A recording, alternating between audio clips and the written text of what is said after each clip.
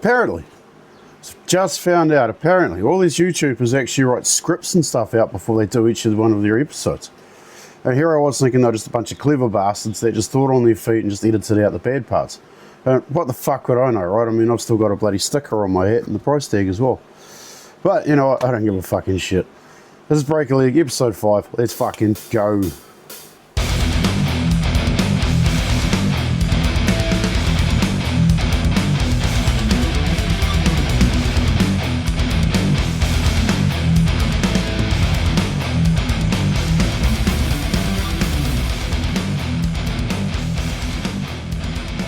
Righto, in this episode I'm going to be covering this guitar. It is a very, well, not a very old guitar, but it's one from maybe the mid-2000s. It is called a Mannix. It's a brand that you will not see around. I've googled it. I cannot find anything on these guitars on the internet. They were a cheap brand that was being sold over Trade Me here in New Zealand back in the early, like I said, mid to late 2000s. This model in particular, I don't actually know. Again, as I say, there's nothing on it. SG style, it's my only SG that I have. So the whole point of this video is to just try and show people out there that you can take cheap pieces of shit like this and actually make it into a good guitar. When I sat down to edit this video, I realised that a lot of the footage that I had done prior to fixing up this guitar, the condition that it's in now, is after I fixed it. Well, I wouldn't say fixed it, just, played around with it with the stuff you're about to see. But yeah, I lost a lot of the footage and I don't know where it's gone. I spent quite a few hours trying to find it, all on my computer, my phone, you name it. It's not even on my Google Drive or anything like that. So I'm just going to have to make do with what I've got. There is parts in there where I chuck on these tuners, the BC Rich tuners. Unfortunately, the footage for that got lost, but I did put them on. They're quite easy. They slotted in really nicely and all the screws on the back there lined up. They seem to work fine, and they are cheap BC Rich tuners, but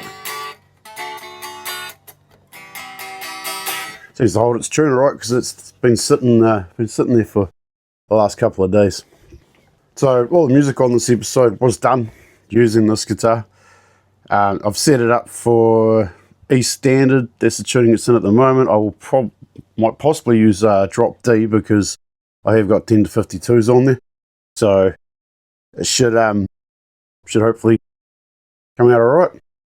And yeah, you guys will get to see that it's possible to take those shitty cheap guitars that may have been sitting around either in your wardrobe or wherever, and you can actually make them play fantastic, make them sound great.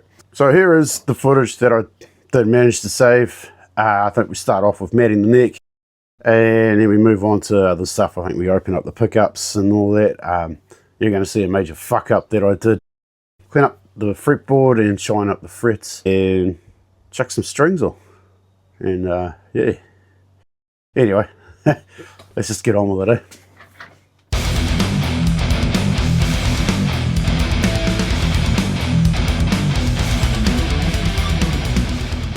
Alright, so first phase of my experiment, you might as well call it, is seen all these fucking YouTube bloody channel things showing how you can mat up your guitar neck so it just makes things a lot smoother. So it doesn't feel like you're choking the monkey. Yeah, right, that's a bad example, but so apparently what you need for this is masking tape, Scotch-Brite pad, although I probably won't use these budget fucking things. But for now, I'm just going to mask up this neck with masking tape where I don't obviously want the crap, where I don't want it to be matted. I wanted to give this a go for the last couple of weeks. I finally get, back on my feet and everything now, so get the opportunity. Plus, again, it's, the guitar wood's made out of fucking socks and cum, so. Do you use the sock for, love making, yes. Yeah. I don't really care if I fuck this up.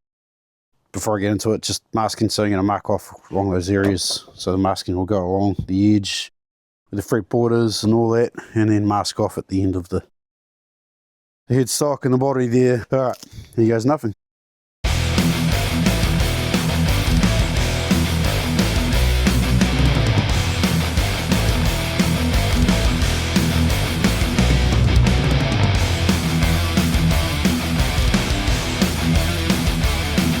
So apparently the whole idea behind this is you take a Scotch pad and you wet it, dunk it in water, do that, rinse it off, obviously don't want it drenched, nice and damp, and just start scrubbing.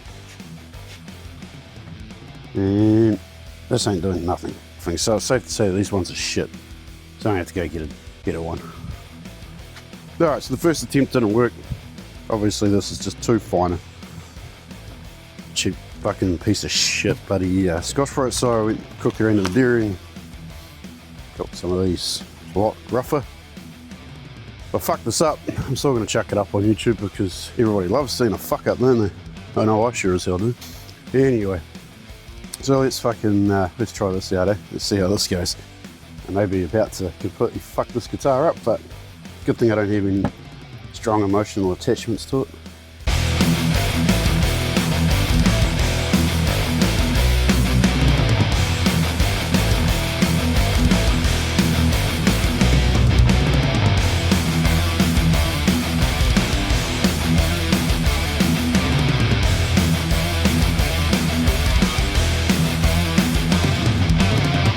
Well, I didn't actually think it was working, but apparently it is. It's done a great job, actually. Took a little bit longer than I thought it would, but that does seem to have worked. Not entirely sure, I'd say it's smoother. May need to put some sort of coating thing on it, but there you go. I think that's about as much as I'm going to do for now. So, theory does work. Just seen it live. There you go, I've just done it. So, don't bother using these fucking frilly fucking things. You want to get a nice coarse one. Might give it a bit more. Just looks a bit uneven in some places.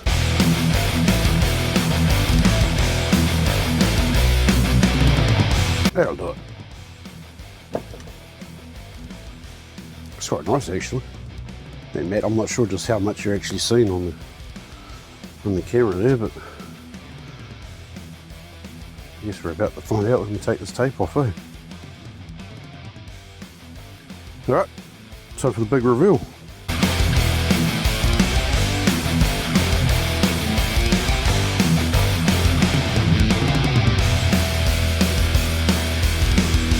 Can't really tell on the camera there. Forward a bit. Can't really see it much there, it's just sort of got angled on there, on that corner there and on the other side. You can see the difference here, the gloss and I've scrubbed it. So, neck feels a little bit better, I guess. Doesn't make a huge deal of difference to me, or yeah. Anyway, we've done that, it worked. Served its purpose. On to the next thing. Let's go. So, first thing I'm going to do is just fucking loosen off all these strings. So they're all flippy floppy, you know, flappy. Yeah, ask your granddad what that reminds him of. If you want to try it, that'll do, man. Next step, cut the fucking strings. Very small. Hey, easy. And we're going to remove the tail piece, which was surprisingly stuck in there a bit, but maybe just because it's been in there so long. And what lies underneath? Nothing. No label. Look at that. That tells you it's fine class China made. Just, that's the good stuff right there, folks. That is the absolute prime, as good as it gets. Gibson would be proud. Whoever string this up didn't string it very well, because you shouldn't need to actually struggle taking it off like that. It should just pop straight off. That one's not too bad. These strings are always a pain. Try not to fucking coke yourself with these bloody things. They should just pop off. That's better. Those ones are coming off. Oh. Alright. Now we got our strings off. They're all rubbish. We take it to the metal recyclers. Who knows? I might get a buck for it. Buck in the fucking head for wasting their time. Anyway, so now we got that off. Now we're going to do the fun stuff and have a look underneath the hood. See what cylinders she's running. Alright, so we'll get to that in a minute. I'm just going to move the camera closer. Sometime soon. Time for the big reveal.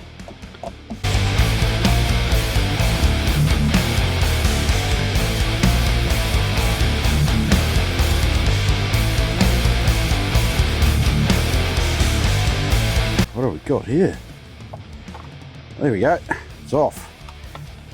And the big reveal. Ta-da! No fucking names on them whatsoever. None. That's disappointing. I was really hoping there might be some sort of funny Trinesium symbols on them or something. There's not even any signal to say which one is a bridge, which one is a neck. Just the wires are coloured, which I think is pretty normal actually if I think about it. Red being the bridge, yellow being the neck. I could be wrong about that. If people who see this want to correct me, tell me how much of a dumb cunt I am, go ahead. You'll just slightly back down in there, eh? Chuck the screws back in.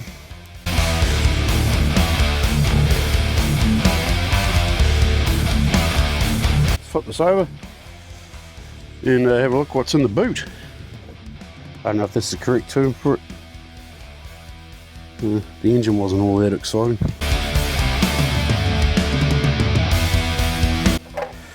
Okay, I don't want to look. What do you reckon? Great reveal. Big pots, mini pots. What do you reckon? Just remember this is from like 2005, 2007, maybe a bit younger than that. Who knows? What do you reckon? Let's go. 3, 2, 1. Oh, sure. Of course it's mini pots. Wow. Of course there's the jack. That's something I failed to mention earlier. The jack's on the front of the guitar, which is an absolute pain in the fucking ass. But there it is. I mean, aside from the obvious tiny little pots and everything looks to be soldered quite tidily. But I'm not sure why there's so much paint missing around the. That's something I haven't seen before. What about you guys? Seen this shit before? But they're painted everywhere except around the pots there. A bit fucking weird, isn't it? Oh, now seeing what's inside it. Time to shut the boot. Alright, so we're on to the next phase of whatever the fuck this is. Everybody loves a fuck up, don't they? So we're onto the neck. And like I said earlier, I'm quite surprised. I believe it's actually rosewood. Believe it or not. So we're doing the next first thing you want to do. Get yourself one of these. This is a cheap one. Off that unholy place they call Timu. And basically you just chuck it on the neck like that and you're just checking to make sure that the neck's straight. And the way you can tell is, of course, you'll see gaps underneath the your jagged edged, not your jagged, your notched straight bar there. It's got two sides, so obviously this side fits this neck, and then there's another one which obviously this side does not fit. So, because you have two options there depending on what guitar neck it is that you've got. But that actually looks pretty good. I'm quite surprised with that. There is, I think, maybe just a tiny little gap underneath middle there, but not a hell of a lot. Not any at all, really. I'm actually quite surprised with it. It's pretty bloody good. And then the next thing that we're going to do is just check to make sure that our frets are sitting properly. That's what this little machine or little tool here is for. It's called a fret rocker. For those of you who don't know, it's pretty simple. Just place it across 3 frets like that, if you can see that, and you just rock it back and forth check in for any rockers, and that's rocking. Just a tiny one. Now, most times you can get away with, I'll just find my little hammer in here. See? Don't use a normal hammer, you'll fuck your frets, dent them and shit.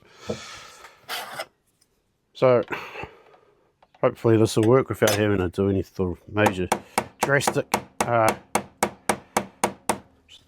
light tap. And it works. No rocking. And you just go along checking all of them. Oh, I got another one there.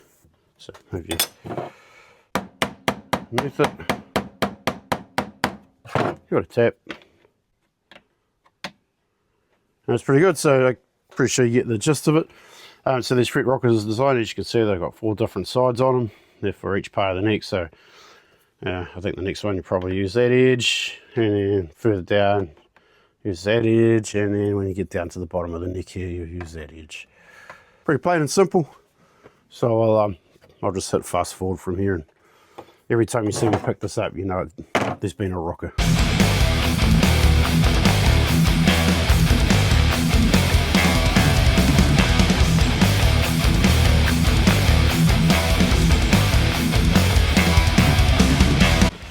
Anyway, it's not actually too bad for a budget shit guitar. Not too bad at all. So now we're going to be moving on to the next phase, which is going to be cleaning up these frets. As I said earlier, the actual fretwork on it isn't actually too bad with the hands. Just mentioned on earlier when I was using the notched straight edge, checking for the how flat the neck is. Obviously, if it's not very flat, you take the guard off there, the little bloody truss rod cover, and depending on which way it's bowed is which way you turn the truss rod, but that's something for another show, I think. Gives me something else to talk about some other time to bore the fuck out of you cunts. Anyway, moving along, shall we? Let's fucking go. So the next phase of this operation is cleaning the frets. These aren't actually too bad. I'm glad they're not too many grooves and stuff in them. Saves me having to do a fret job on them, so I can just give them a nice clean up. So you've got a couple of ways that you can do this. You can get these fretboard protectors. Some of the good ones come with handles. These are just, again, your shitty budget ones off Temu. Just got to be careful when if you do get these, that you check to make sure that there's sharp edges. You can see I've used them already, and there's a bit of sanding on the sides because there's a sharp edge on the lip there. And they generally come in 2 or 3 sizes, just so you've got ones for your larger frets and then these ones for your smaller frets. They just sit on there like that, and then you do your work on your fret like that. I did start doing this, and then I just decided doing 1 fret at a time like that. It's just so tedious. It's just so much easier doing what I would consider to be the normal way, and that is, of course, getting your Scotch-Brite tape and taping off the neck, which it is also time consuming, but not as much as doing 1 fret at a fucking time. So I'm gonna time lapse this one because it is very long and tedious, and you guys don't want to see all that boring shit. So I'll probably just hit the fast forward button and get it done. So yeah, let's just fucking go.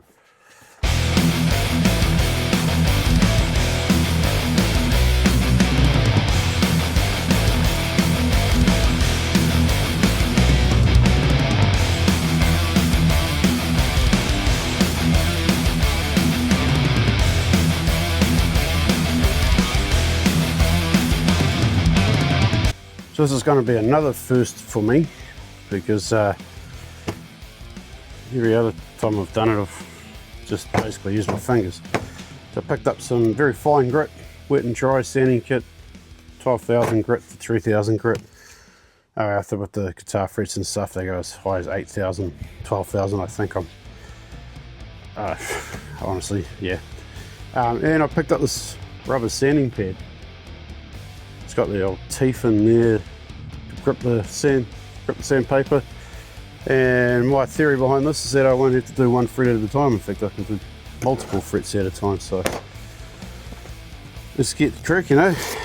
Let's see how it fucking works. Jeez, I can't even open the fucking box properly.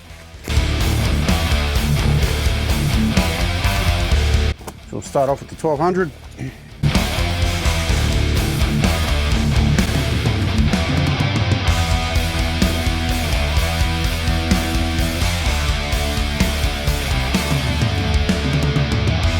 Alright, let's see how this goes, shall we?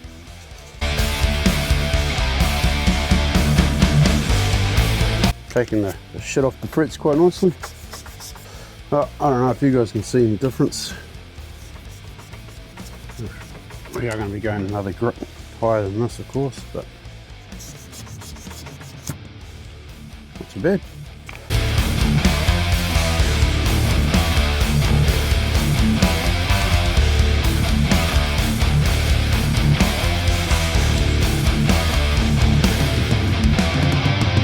I can definitely tell from these top press that it's definitely done something. It's definitely working because string marks that were on those frets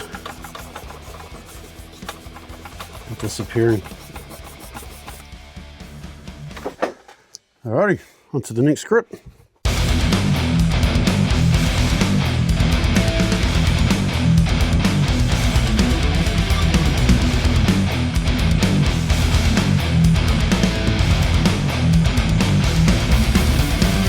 All that sanding I did with the 2000, there ain't much left on them. Using the 1200 and the other 3. This is definitely the better way to go. So much better than doing one fret at a time.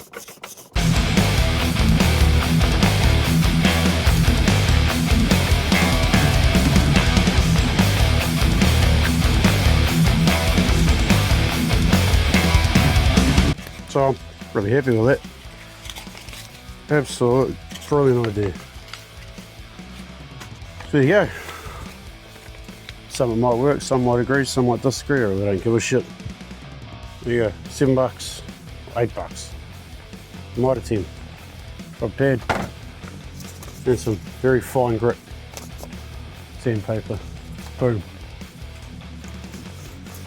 Of course, that's not the end of cleaning frets. You can do a lot better than that. Alright, so now we're on to the polishing side, the proper polishing side, I should say. Just sanded it, smooth it off, and get all the gunk and grime off the frets. Not really going to shine it up now. There is proper guitar fret polishing shit out there, but I've already used this a couple of times. The old metal polish, get that from Mannix as well. Works just as good. Nothing wrong with it. Real easy to do.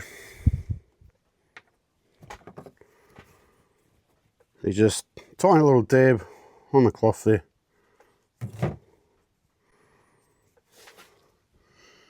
And just along the fret.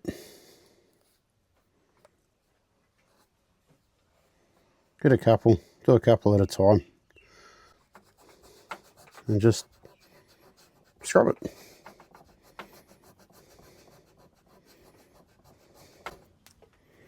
Look at the shit that's pulling off there. Yeah.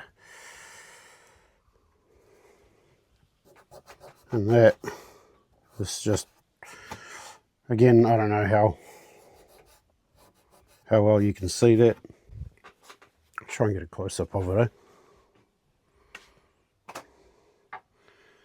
As you can see, there's the frets that I've just done, and those are the ones that have just been done with the sandpaper so far. And you just do that all the way down the neck.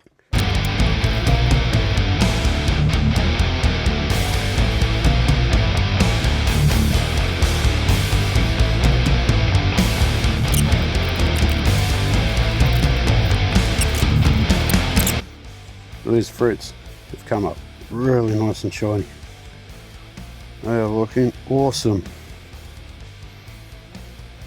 So, right, next place, clean the fretboard. Let's fucking go. Right, so cleaning the fretboard's really easy. You get lemon oil for your rosewood and ebony fretboards. Don't use this stuff if you have a maple coated neck, because it will wreck the coating. But for this, yeah, for your maple coated, you just use dab a cloth and a bit of hot damp, just dampen your rag and some warm water and give it a good scrub. But you want to give your rosewood and your ebony necks some life. So yeah, $18 from Music Works is what I use. I'm sure Rock Shop and everyone else has got some stuff, but this works fantastic. And if you're thinking $18 is bloody expensive for something like that, well, this lasts for ages. I've already done probably a dozen guitars with this, and it's not even half empty. Yeah, it's pretty simple. Just dab some on the rag, not a hell of a lot. Hey, nice and easy. Really make sure you get into that first fret. It's your first 2 or 3 frets that really want to dry out in that, because that's where most people do their playing. Now, everyone has their different ways of doing this. Me, I've done this, I do 2 coats of this, so done that. You can take the dry part of the rag and give it a really good scrub. Look at that. It's all off the neck. All off the neck and frets. Even though I've given the frets a polish in it, there's still, that's just crap all over the neck from the strings and from finger cheese. Oh my god! Good as gold. And now, I'm gonna give it a coating, the lemon oil.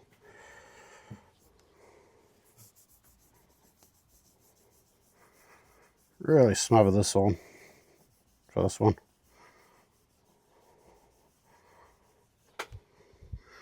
Just check it to make sure it's all even and leave it to sit for 10-15 minutes.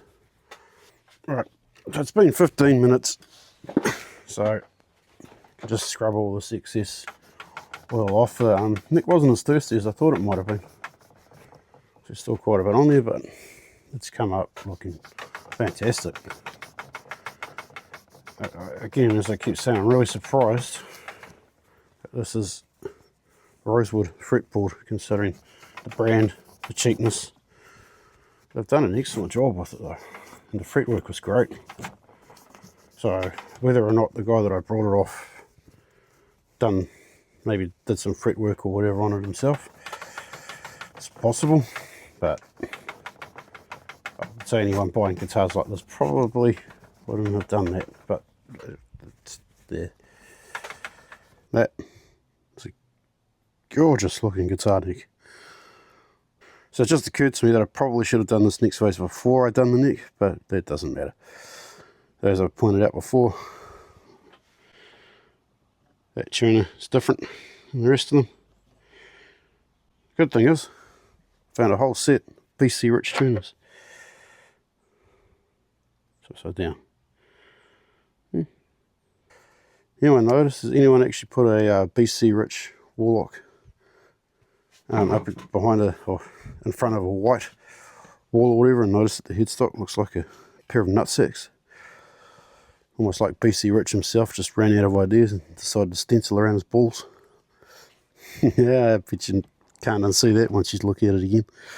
Anyway, next face, let's fucking go. Alright, time to put the strings on. I'm just going to give you a quick example of how I do this. Well, everyone's got their own way, but you just find whatever way's comfortable for you, I guess. Hopefully my way might help you out. Maybe it won't. Fucking who knows. But I'm using artist strings. They came with one of the artist guitars that I got, and since this is just a shitty budget guitar, I'm just going to go with these free pack of artist strings that I got. Surely I don't need to show you this, but I will anyway, just so that people know I'm thorough. Easy peel my ass. There we go. Bloody hell. Alright, strings out, unwind it. It's incredibly complicated, this. And pretty simple on these sort of standard bridge setups. Through the tailpiece and through. Easy as. Now as for down here, so if you're tuning peg here, you want to turn that hole so that when the string goes through, it's just going to go straight through there. Hopefully my arm isn't in the way. Try and go over so you guys can see. We'll just go straight through there like that. Right. And for this part, measure, some people say to the next peg or 2 pegs, whatever. I usually go just a little bit more, somewhere in there. Each to their own, I guess. And then what's really handy to have is one of these for your drill. So when you're tightening your strings, always have your drill on anti-clockwise. It's pretty simple. We're just going to pull the string back. It's about there.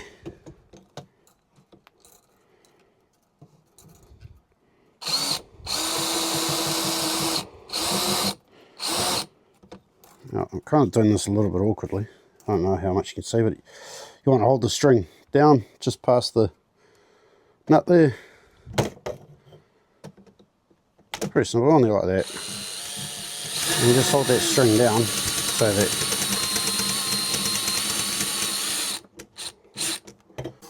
done.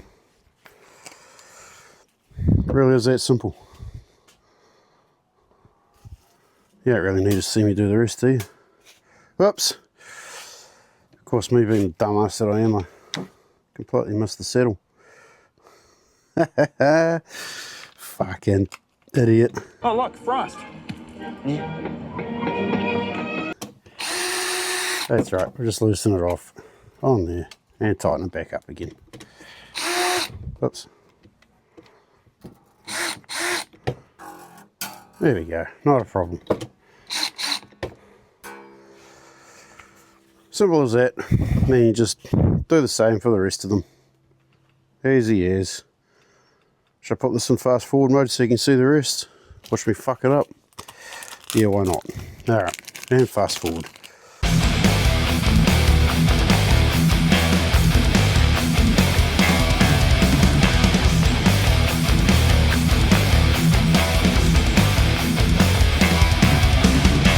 Just a quick note for those of you wondering how I did those other 3 strings on the other side. I just flipped the guitar in. Just flip it over and do exactly the same thing. Fucking easy. Alright, so before I jam on this thing, obviously it's going to need tuning. So I've got my little black box there as my tuner when I'm doing these things. Just trying it, and as you can see there, it's as tuned as possible. Right, and then the next thing is to hit, put your finger on the top fret like so. Strum it. And as you see, it's a little flat. So to fix that, we're going to adjust these little settles here. These little things right here. So this one is one we're going to adjust. It's the top string. So because it's flat, I need to pull the settle towards the neck end or the head end of the guitar. And to do that, we're going to turn the screw clockwise. Let's check the tuning again, and then hit the top. So that string's now intonated, and you do that on all the strings. It's that simple. If it's too high, then you want to move these saddles. You want to go backwards, turn it anti-clockwise. Make sure I get that one right in. So that needs to go backwards. If it's too sharp, if it's too flat, then you need to pull the saddle towards that way, towards the pickups. And that's intonation. Real easy. So the inside of it didn't actually seem too bad. So I'm just going to have to tighten up these bolts on here. This is just simple maintenance stuff, this. Something that you should check every time you take strings off and stuff. Just keeps everything working the way it's supposed to.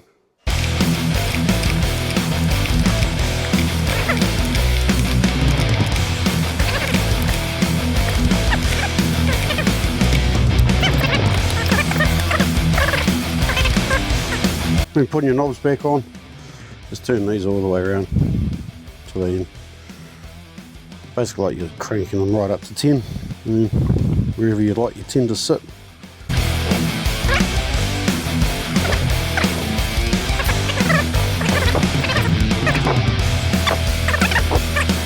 So after all of that, now I've just plugged this damn thing up. It's actually not sounding too bad. I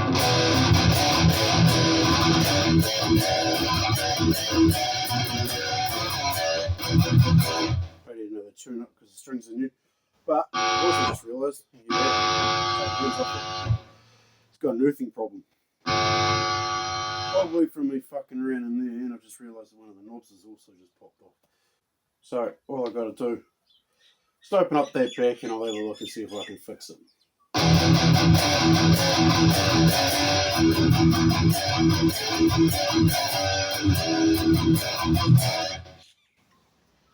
I'll be back after I fixed it, maybe.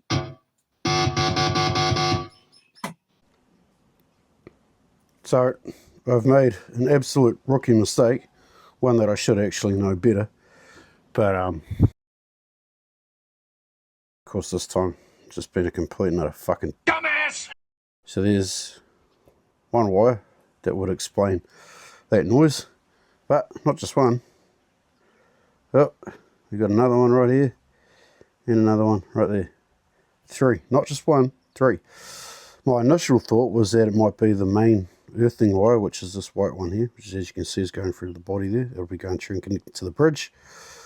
So that's your main earthing wire. I thought that might have been the issue, but no, it wasn't that. And the jack seems to be fine. So what had actually happened is while I was tightening up the bolts on the other side there to secure these, what I should have been doing while I was doing that was holding these while tightening them so they won't turn. But of course, me being the silly prick that I am, didn't think of that, of course, and I just went ahead and tightened them, and what happened is it just turned them on the inside in here, and that of course stripped and pulled the wires off from where they're supposed to go. I guess I'm actually kind of lucky it was only the 3 wires. It could have been a lot worse. But now that I've done that, I'm contemplating putting bigger pots in here. What do you guys reckon? Would it be a complete waste of time putting bigger pots in this thing? I have got them there. I don't know. Might be a mish.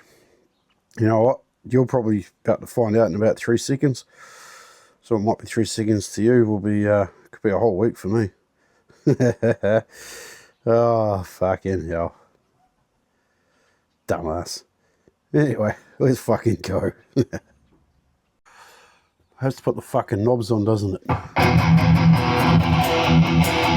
There you go, I fixed it. I know I said it might take me a week, it only actually took me about an hour. I completely fucking suck at soldering.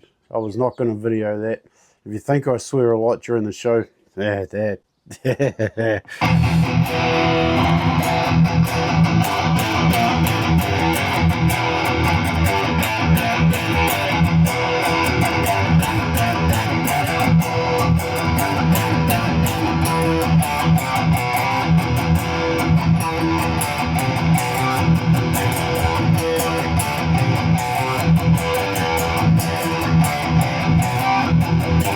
Anyway, so there you go.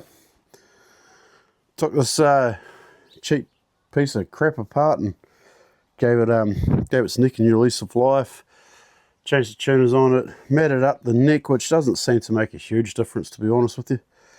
I know my school of guitaring was that you should always just try and relax when you're jamming. You know, you should not supposed to be gripping the fucking thing like you're having an angry wank or anything. You just, you know, slight. Nicely caressing it like you would have. Oh, actually, you know what? I don't even know where to go with that one.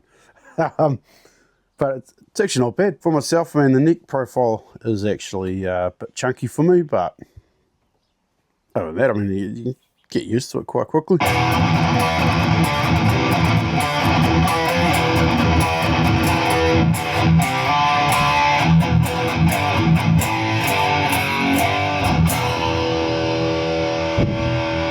I don't think it sounds too bad considering it's cheapo fucking pickups and small tiny pots, but fixed it, got it done.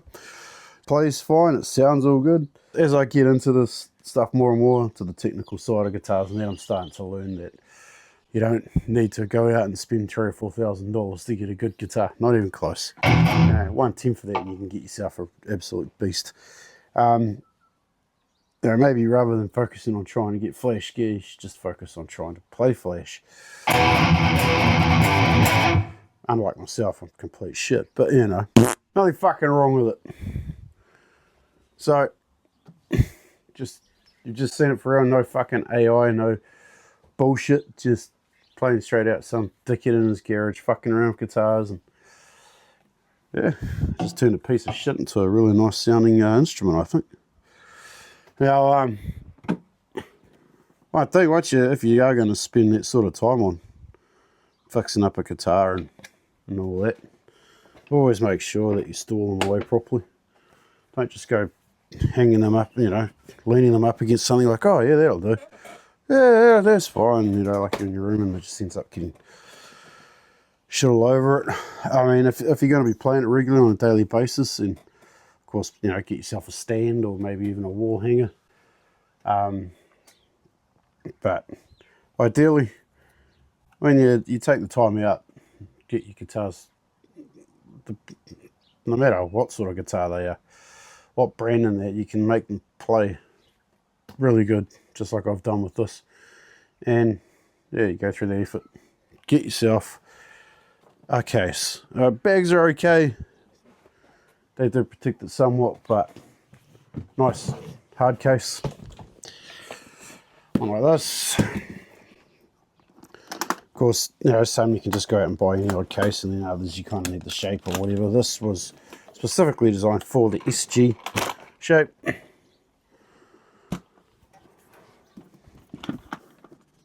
Which, you know, luckily someone bought it from artists and then decided they didn't want it, so I got it fucking cheap as off the bargain bin. I know it fits in there because I've got it in there. There we go. It's just so snug. And now I can close this damn thing up and not have to worry about this thing here again. Chances are of me playing this anytime soon are very unlikely, but at least I know it's now stored away.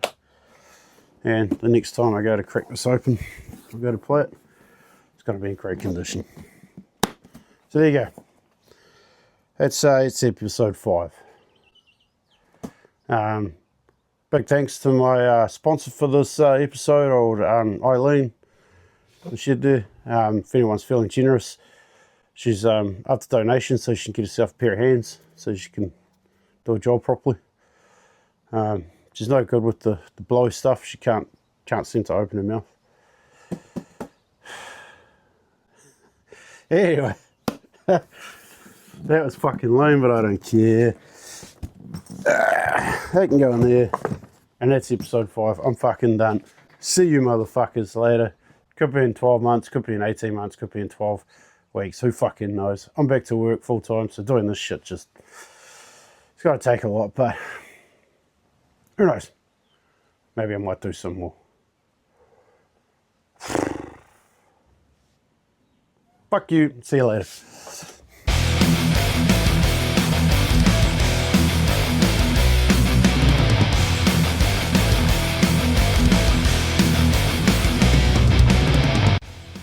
Oh, that was clever. Got that on camera. Yeah. Fuck. I'm all over the fucking place at the moment.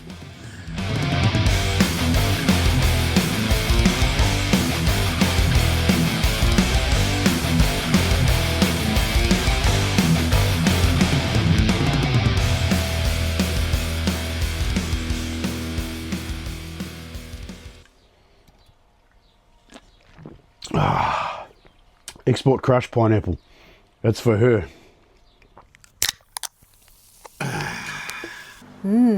Sweet.